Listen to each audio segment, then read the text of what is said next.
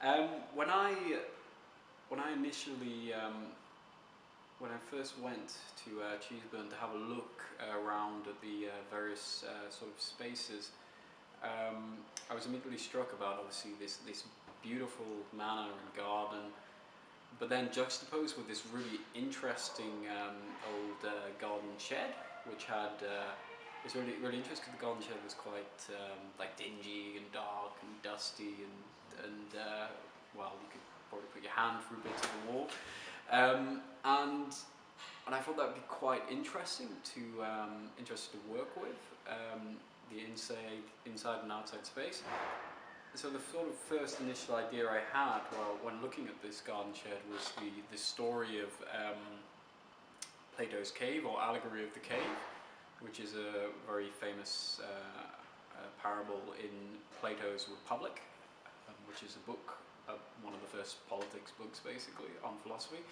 And this story is about a group of prisoners who are basically within this cave, and they're chained to the floor. They can't look left or right or behind them, they can only look ahead at the wall in front of them.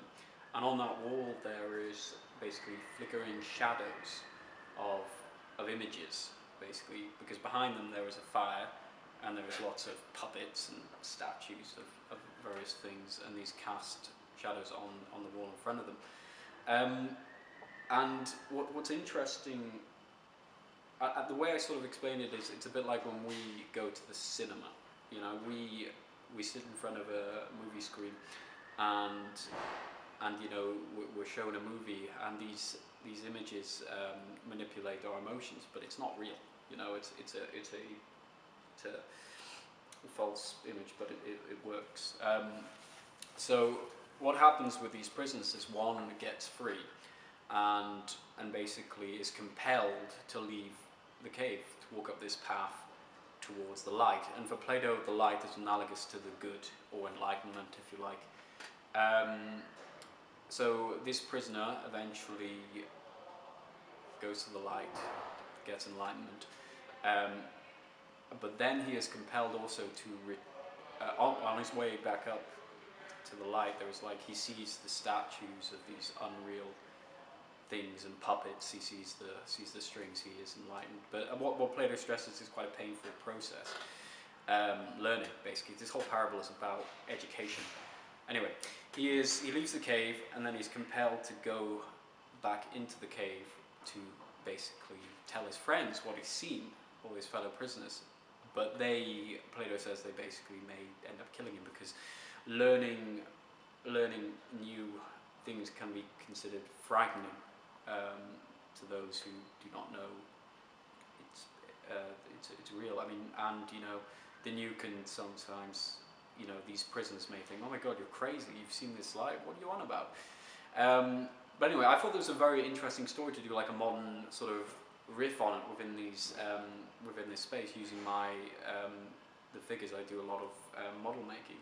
I've been making these characters with like half human, half bird skull or something like that figures, and I do that because I like to think as humans we're a bit close to animals, I like to think, but along with a few other reasons. But I mean, the idea in this space is that, influenced by Plato's cave, is that I'm making this sort of society of like prisoners, guards, philosopher kings, and a tyrant, basically, and then a few other little things thrown in.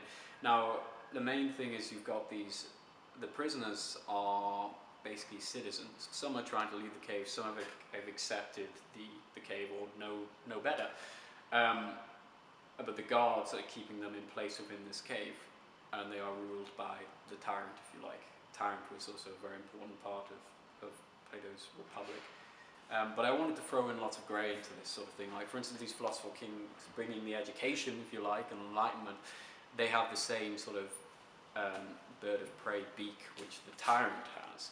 So I wanted to suggest that these philosopher kings could become the tyrant. So yeah, I got lots of little things going on. Like another little idea which I quite like is this idea of sort of enlightenment, or if you like, learning never stops. And so I thought it'd be interesting to build worlds within worlds. So like in this space, there's a little cupboard, which I'm doing like another little model within an even smaller world. And then, so it's, you've got a world within a world within a world. Like you've got a little cupboard, you've got the main space, and then you've got the outside manor and all that sort of stuff. And if you want to think beyond that, you could go to the universe and space and so on and so forth. So yeah, there's lots of little things going on. There's lots of false escape spaces as well.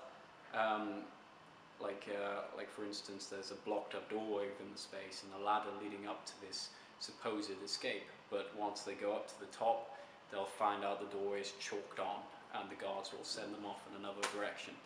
I mean, it's an interesting story as well because a lot of people believe that. Well, I believed naively that Plato believed in democracy, didn't believe in democracy.